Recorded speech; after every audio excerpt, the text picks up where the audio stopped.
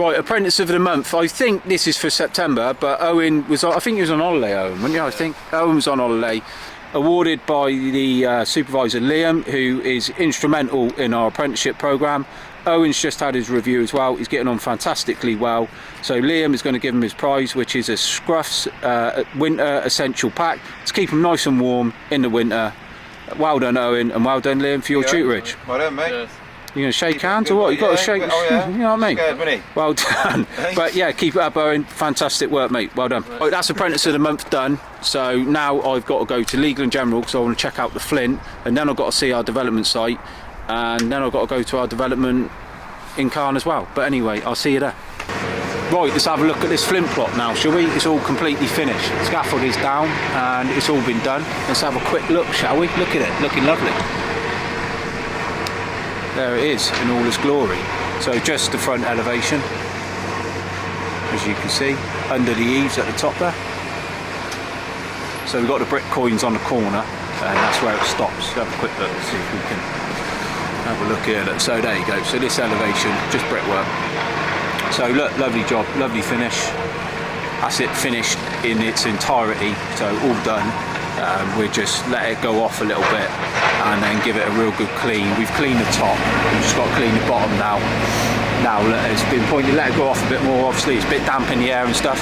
But across the porch here, looking lovely, look. Terry done this for us, lovely job. Not the easiest product to work with, but as you can see, there's no blockwork lines in any of this whatsoever. Even up the bays and stuff is all nice and neat and done. Look at it, what a lovely job. So let's have a bit of a close-up, shall we, of the product. So it is actual flint, but it's just on it's actually on a piece of block. So, and then we're getting here and we're clean these bits up. Just give it a bit of a wire brush down, a bit of a clean down. But I actually happen to think that it's actually a wonderful product, and I think it looks lovely. So let's go and catch up with the main man himself, Terry, who's built this. But this site's looking really nice. Been really busy here the last few months, but getting there now. A lot of people moving in for Christmas, so hopefully they enjoy their new homes. But well done, Terry, that is an absolute cracker of a plot. So thank you very much, Terry. Cracking plot, mate. Excellent work. Finest finish. Just got a mastic expansion joints. Give it one clean down and we're done. Well done, Terry. Let's go and see the main man. So let's go and see the crew, shall we? Let's go and see Terry and tell him thanks for pointing up the flint, which looks absolutely stunning. So let's go and see the boys. See what Wood is up to, shall we? Be empty now, Eric. Where are you going, Eric? Mate, well, Eric, why have you got a Tithe Grove jacket on? I mean, they're not even on this job. Hey, I don't fit medium. Whoa. That didn't answer the question, mate. Why have you got... It's gone. Hey, look, he's still well above the blockwork. Wonder if Terry's gilet is ready yet. So Terry, you need a new high-vis as well, don't you, mate? We can do some large. I've got high-vis. Mediums. Did you? Is that what we got? Mediums, is it? Right. Wooder, what is your favourite brickwork lift? Sorry, mate. What's your favourite brickwork lift? Band lift. Is there something wrong with you? Why? You like the murder lift? Yeah. Right. Yeah. Really? Yeah. Because the only reason they didn't like a murder lift back in the day is because you had to go up a ladder. Terry, what's your favourite lift? My favourite lift is all of them. Here we go. Look, Terry, we've got some wall ties in. Remember the last YouTube warriors said, do we put wall ties in? Look how many wall ties are in here. I'm going to I tell you what, I might have to tighten up these spaces. It's costing us a fortune. Right, mate. Joist lifts. All right, Dave? Hello. How you doing, mate? All right? Good tune. Fog's cleared. Temperature's picked up. Look at the porches through the front. Third lift. So I don't know about everyone else, but my favourite lift happens to be the joist lift, possibly the plate lift. I do like a good plate lift, as long as you're organised on your band lift. The plate lift's relatively easy. So your favourite lift was the third lift, mate, was it? Third lift, yeah. Oh, right, okay. There's Dalboy, he's just turned up as well. Third lift. Well, there's a lot of kit that goes into these third lifts. Look, all the blocks in there. Jesus Christ. Stairwell, covered up nicely. There we go. Well, Terry, thanks for doing such a lovely job with the pointing of the flint. It's much appreciated, mate. It looks absolutely stunning. Yep. It looks really nice. My red wheat vents as well. I do like your red wheat vents that you kindly changed for us, Wooder. Yeah. Very good. They almost look like you've never. They just look like they were always there, which is good. Yeah, well done. Thanks for changing them, mate. Brilliant. But yeah, it does look, seriously, Terry, looks very nice, that flint block, so thank you very much. Looks like it's pulled the stone out. Hi, Dal. How are you, mate? Yeah, not bad, Dal, what's your favourite brickwork left? What's your favourite left? Favourite left? Gable. What? Something wrong with you and Wooder. He said the band lift and you said the gables. Yeah, Gable's the best left. Joist lift for me, mate. Gable's, mate. Joist lift for me. Gable. I like stretching up fairly high and then getting on my knees, see? Yeah, that's it. Right, let's go. Yeah, so in other words, the table lifts are probably way too high for you. This lift, mate. Yeah? This lift. The band lift's the best lift. No. Go on, Woody. Band lift, let's go and see Giuseppe and see what he's up to, because he's doing a joist lift. So let's go and see the troops, shall we? Something is wrong in it. So have you got a favourite brickwork lift or not? What? Joist lift? Band lift. A band lift's your favourite lift? Is something wrong with you? Ted, what's your favourite lift? Just A what? plate lift. Plate lift. Mine's a joist lift, although not one like this. I just like a joist lift, get it all up nice top of frame, get your lintels on, square it all back up, you know, flush everything up, joint everything up. But no, joist lift's my favourite lift. Get up here on get a nice joist lift. That's it, it's done. It's easy, isn't it? Joist lifts are easy. They're easy, and they're the ones that people screw up the most. But joist lifts, in my book, are easy. So are we ready for the Christmas do at Jester's, Ted, or not? Big time, mate. You gonna come, Tony? Am I allowed to bring the camera? Yeah. I'll bring the camera, alright, don't worry, mate. So this is why I like joist lifts, especially since the introduction of bird caging. So you've got a nice platform to work on, and it's easy to do. So here's our scaffolding. Putting the joist on, they've been short of flooring, but they got it now. So just putting the floor on. So look, there you got a nice lift to work on. Get all your features done, get it all set. Lovely jubbly. Got the gables up there ready for us. Looking good. Getting there now. Been a challenging old site, this one, just recently. Can't beat a joist lift. Right. Right, now I've got to get out to our own development because the plumber's been there and I haven't been there all week, and I'd like to finish my week there and see what we've got lined up for the following week. So I'll see you out there shortly and we'll see how the plumber's got on with his second fix. Hopefully we have got some sinks and some basins in and we can get a motor in, because we've got the decorator booked for Tuesday and he really needs to be there on time, because I want to get them wrapped up, finished and lock them up for Christmas. Right, I am at our latest acquisition, so I'll show you the site and I'll put some plans on screen and give you a little tour, shall I? It's not a lot to see. Bit of a woodland at the moment, but anyway, here is the site. So here it is in all its glory. So you can see the perimeter where the fence is roughly the boundary, but obviously there's a lot of trees and stuff in here at the moment. It's the main road that runs along here, which obviously all the laurel bushes will come out, and that's the entrance. But it's pretty straightforward. It's a relatively level site, slight fall from left to right, but you know, surrounded by woodland. You know, I think it'd be a stunning little plot. So you don't know whether you can see the house just over yonder there, but obviously this was part of their garden, so that fence over there is their garden there.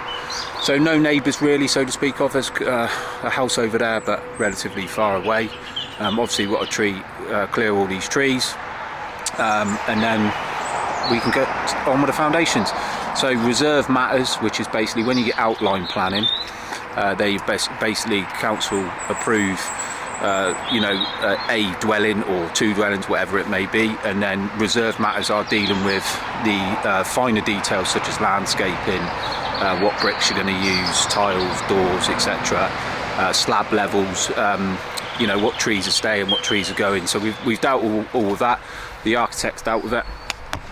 So they have been submitted, we've paid the fees, so that's all going along as we speak, and then hopefully we're going to get rid of the current development that we're on, and then we can get stuck into this. So like I said in the previous video, myself and my wife are keeping this site for ourselves, so we will obviously you know, buy my dad out of his half of the deal, and then we will be moving in here next year. So it's going to be all systems go. As soon as I get the working drawings, I'll do a little program, call off all the materials, the joists, etc. And it's very, very local to us. It's only, as the crow flies, it's probably about 5 miles from this place to my dad's office. So looking forward to being a little bit closer to home. My daughter leaves school next year, so timing is good, and the dog will love it out here as well. Look at it. Nice bit of tree line scenery for you. Look at it, beautiful colours. Not sure how much sunlight's going to get, but we can thin out some of these trees and these canopies around here, and this is actually quite a big site. Once all them trees are cleared, it goes actually quite far back. I was a bit concerned of the size when I got here, but it's got planning permission for a 4-bed, downstairs toilet, ensuite in the master bedroom, integral garage, so you know, decent size. So I'm pretty pleased. It's a good little find. It's local, it's not too local, so catch you soon. Not a positive person, but I'm going to go on a little rant now. I've been on a few site visits this week, haven't been out of the office much to be honest, but all I get asked everywhere I go is there going to be a recession? Are we going to stop building? What's going to happen? I understand people have got livelihoods and, you know, families to provide for, and it's Christmas, this is uncertain terms, but I can categorically tell you all now, the construction industry is not going to shut its doors. It's not going to happen. It's a £1 billion industry. It is the 3rd biggest industry in the UK behind supermarkets and pension funds. It's not gonna stop. Come on, the fear mongering and the reporting in the news is nothing short of trying to control the narrative and your perception of what's going on. The construction industry is not going to stop. It is the backbone of Britain. It may slow down. It's not rocket science. It is always and always will be sales led. If the sales slow down, the build will slow down. It's not rocket science. I'm no Alan Sugar, I'm no Richard Branson, but it's the basic law of economics. If you are selling less of something, you will produce less of something. So please, stop watching the news, stop reading The Sun, and just control what you can control and forget about everything else. Just this very week, I've been back to my old school to give a talk to Year 11 pupils to try and entice them into the construction industry. There's still a big skills shortage and there's still an ageing workforce. That's not going to change. We are still actively recruiting for September 2023, and we've just opened up our apprenticeship program to scaffolding as well. So please don't listen to the news, don't listen to the mainstream media. It's designed to control everyone and keep everyone controlled by fear. Fear is the biggest tool that the government will use to control everyone. You know, interest rates, recessions, cost of living. You know, this is all designed to keep us in check. So the best thing you could do is get your TV and chuck it in the skip. And if you've asked for a new TV on your Christmas list, wipe it off, because you don't need one. I don't watch any TV and I don't watch any news. Period. The only TV I watch is live sport, and that's a rip-off. So the construction industry will ride the economic wave like it always has done. So please don't panic. No, it's not all right for me. No, it's not easy for him to say blah blah blah, get all that shit every day. No, I've got a family, I've got a mortgage, I've got bills to pay, but what I do is control what I can control. and the rest will be what it will be. So don't panic, enjoy your Christmas, and stop being scared, because if you're any good at what you do, you'll stay and work anyway. So don't panic. It's just is what it is. We've had recessions for thousands of years. It's not going to stop. It wasn't going to boom forever, and it's not going to be bust forever. Even if it is bust, let me tell you, most businesses run from quarter to quarter. So if sales are slowed up in this quarter, they will just be cautious going into the quarter of next year, January, February, March. That's how it will work. And they're dependent on what's happening. But there's still pent up demand. There's still shortages of houses. So therefore, as long as demand outstrips supply, then we're going to need to keep building. People moan at me all the time, oh, you're building there, or you're putting houses there, oh, another site you're on. Yeah. Well, guess what? Everything we build, they ain't empty. People are moving into them. So what does everyone want to do? Everyone complains about house prices. Well, newsflash, if there was more houses, guess what would happen with the prices? They'd go down. But no, people want planning objections. They don't want houses next to them. It's ridiculous. How'd your house get there? Pack it up. Just ridiculous. We're building houses because there's a need for it. There's a demand for it. Don't want them near me. Where do you want them? Don't want them in the field. Where do you want them? Answer that question. So you got your house. You're alright. What about every other fucker? Now what about my kids? What about their kids? So what? What happens then? No? I'll tell you what, don't give them anywhere to live. No? Ridiculous. Stupid train of thought. Absolutely ridiculous. Do you know, I bet people don't even know the percentage of land that we build on in the UK. It is tiny fraction of the UK is used for housing. Tiny. A fraction. Don't worry, we ain't gonna run out of it. Alright? So yeah, we could regenerate certain areas and we could use brownfield sites. Yeah, I get that. Yeah, but no one wants to live in them. So then what do you do? I'll tell you what, we'll build a load of stuff that doesn't get used. Well, how ridiculous is that? And also, what people don't also consider when there's new build development sites is the community infrastructure levy. Hundreds of millions of pounds pumped into local councils because new housing sites are going in there for schools, parks, leisure facilities, infrastructure. Yeah, millions upon millions. So stop your moaning and get on with it. Sick of it. Is there going to be a recession? Is there going to be this? Yeah, there probably is going to be a recession. I touched on it in a previous video. It's going to be a case of when it is, how bad it is, and how long it is. Get your head round it. But what I would do is get your TV, chuck it in the skip, and don't worry about what you can't control. And someone asked me, is there going to be a recession? What difference does it make if I say yes or no? Control what you can control. Forget the news channels, and you'll be alright. Alright, so that's my rant over anyway. So, Jesus Christ, 2 rants in one day. So just popped out to our development, plumber had half day, mastic man's turned up, done, I mean, bearing in mind the mastic man's been here about 8 times, 19 fucking windows, and he's been here about 8 times. You know, a big company.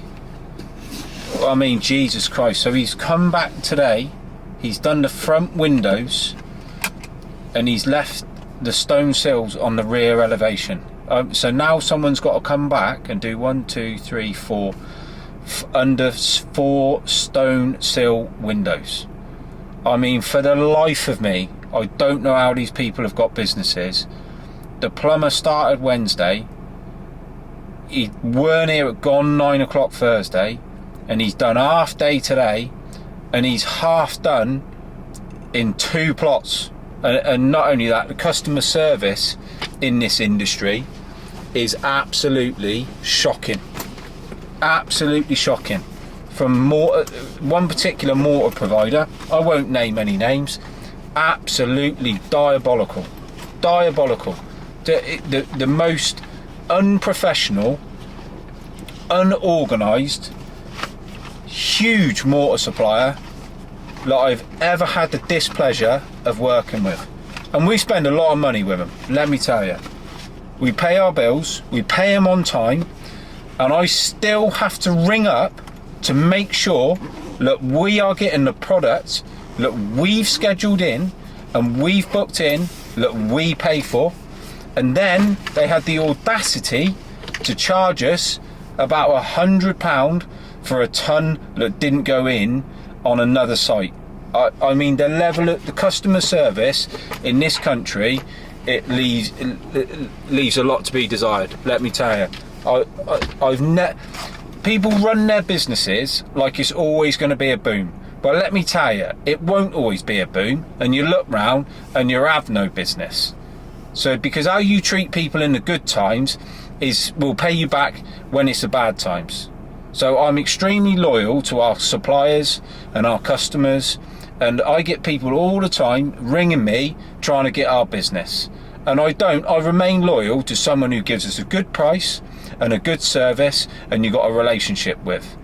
And to tell you, some of these businesses are fall flat on their ass, and there ain't nothing they can do about it retrospectively, because it's done. Customer service should be at the heart of every business. I don't get everything right, but at least I got a good damn attitude towards it. So the plumber's half done in 2 plots, and the mastic man's left 4 stone seals to mastic in. I mean, for the life of me, who's controlling these people? So that's it for me. I've had enough this week, pissed right off. So I'm normally pretty positive. It's been a good week, and then I got to put up with this. If it was easy, everyone would be doing it. I get that, I really do get that, but let me tell you, people need to be a little bit more conscientious of what other people are trying to achieve, and if you can't do something, just say you can't do it and don't string people along. But anyway, that's my rant over. But I've had enough, to be perfectly honest, so I might see you again, I might not. Peace.